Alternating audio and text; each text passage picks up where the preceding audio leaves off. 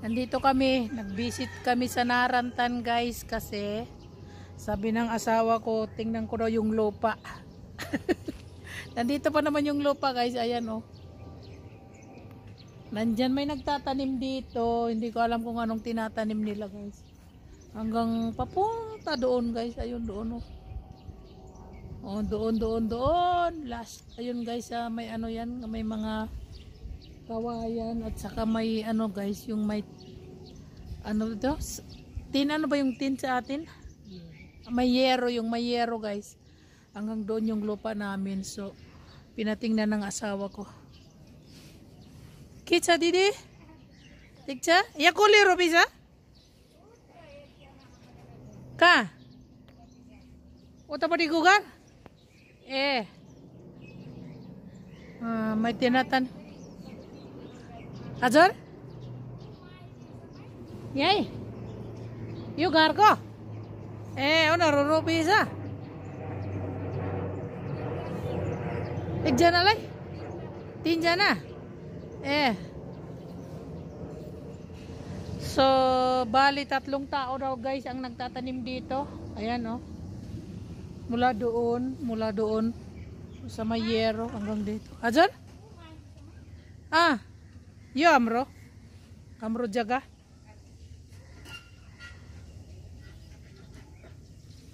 Papakita ko sa inyo guys kung anong tinatanim dito. Tanim daw dito guys ay radish. Ayun na may radish na doon. Ayan.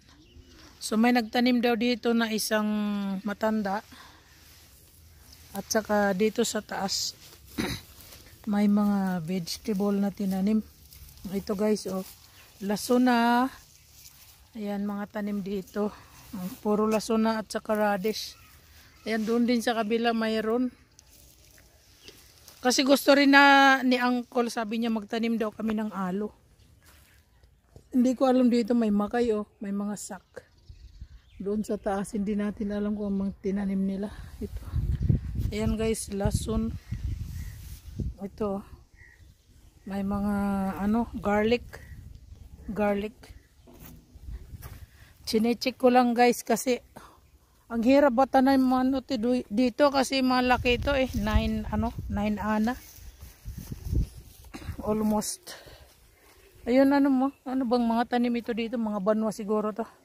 'Di ba? Ayan guys. So mag-check lang tayo. And dito oh. Siguro mga vegetable ba to? Hindi ko alam o ano. Ayan.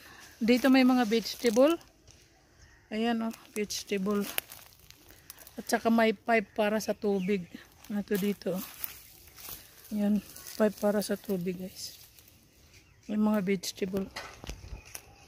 May kalabasa. At saka may marigold. Ito dito oh. Tinaniman ng ano, vegetable din. So ayan. Ito rin ang mga garlic. So tinaniman dito guys ng ano, corn din ito. Tagal ko nang hindi nakapunta rin dito sa lupa namin. Maraming nagtatanim dito, mga 4 na tao sila. So yan yung mga neighbor ko guys. Yan, malalaking bahay. So yun na guys, no? May mga bamboo na inilagay nila. Hanggang dito guys yung lupa namin yan. Malaki. Malaki yung lupa namin guys. Ayan oh. Ganyan, ayan oh. Ayan. Malaki yan. Hanggang dito, ayan oh. Diyan. Ang init. Maraming mga bahay na dito sa Narantan. Ayan. May mga bahay doon oh.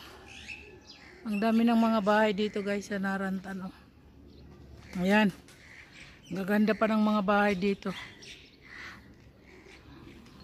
Ito oh, neighborhood. Ito rin guys, neighborhood dito namin oh, di ba? 3 floor. Ito yung daanan niya papunta sa labasan. Mga 2 minutes lang guys papunta ng highway. Mula dito sa Narantan papunta ng highway. Ayan ay siniminto na. Kaunti na lang hindi siniminto, palang quarter lang. Ayan oh. Ang ganda ng view dito guys. Oh.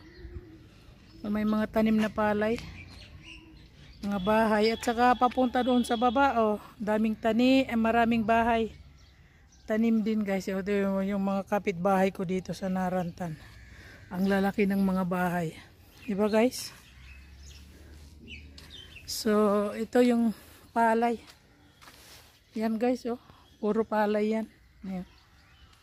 Hanggang dito, ang daming bahay dito. Yan guys. Okay, hanggang dito na lang at babalik na ako sa Kathmandu. Ayan, mayroong ano dito. Ito na lang ang hindi na simento. Ito, hanggang doon, siguro mga 50 meter. Yan guys. Tapos inilagyan na ito dito. Anong nakalagay dang? Ayan na may nakalagay. Wada tar. Ayan.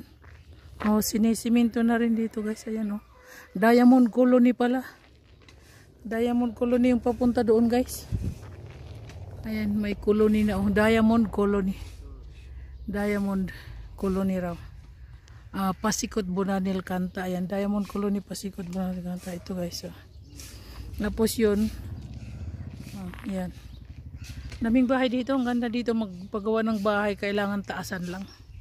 So ayan guys. Hanggang dito na lang tayo. Okay. Sobrang mainit. Ay nako, mainit na malamig yung simoy ng hangin. Actually guys, dito sa Narantan, magandang magpagawa ng bahay. Tahimik, ano? Tahimik dito. At saka pag winter, malamig dito. Pag summer din, malamig. Ayan. Ang daming goat doon, oh. Ayan, daming goat doon, oh. So ayan na guys. Babalik na kami, uwi na kami sa bahay. Mga neighbor kong, ay naku, ano ba to? Ang lalaki ng bahay ng mga neighbors. Diba guys? Nandito ako guys. Ay naku. Guys, house and lot for sale. Lot. Ano kayo? 9 ana yan guys. Ano ba yun?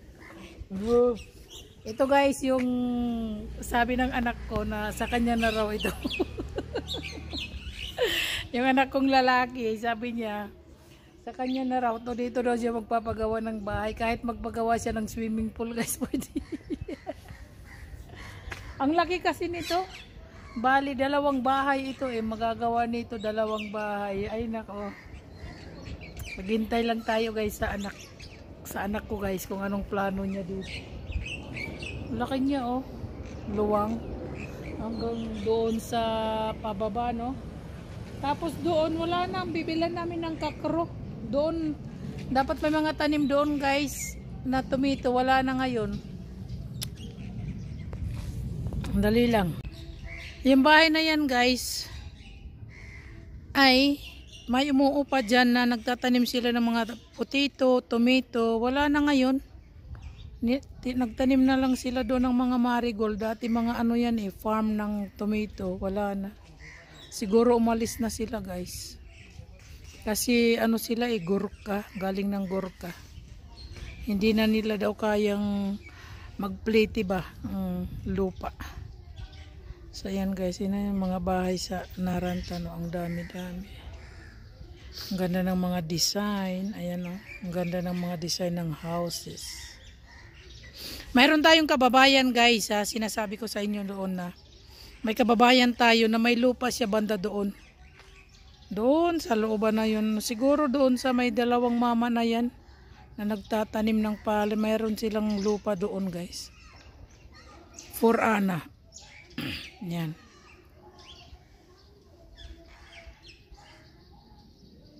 So okay guys, hanggang dito na lang tayo at pipicturean ko lang ang lupa namin baka mawala. Ay naka, sabi ni Master. Picturean ko raw, sandali lang. Diba? Ayan na guys, mag-shortcut kami.